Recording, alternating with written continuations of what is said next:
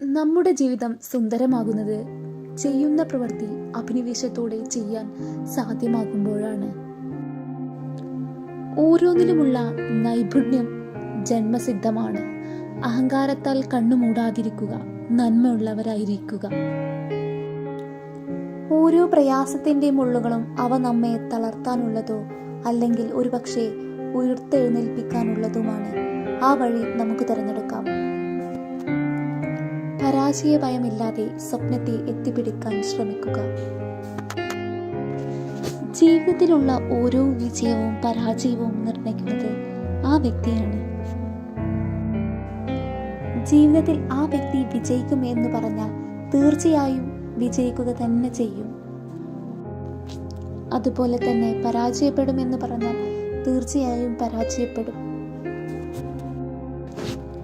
ഓരോ പരാജയവും ഒന്നിൻ്റെയും അവസാനമല്ല, അതിനൊരു മധുരമുണ്ട്.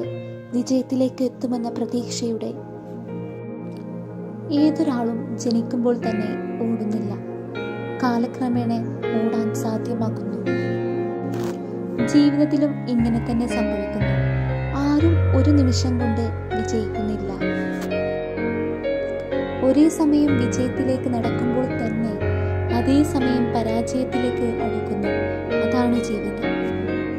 നീ അത് ചെയ്തത് ശരിയായില്ല എന്ന് പറയുന്നതിലൂടെ അവർ നമ്മുടെ നന്മ ഉദ്ദേശിച്ചല്ല, പകരം നമ്മെ തളർത്തുക എന്ന ഉദ്ദേശമാണ്.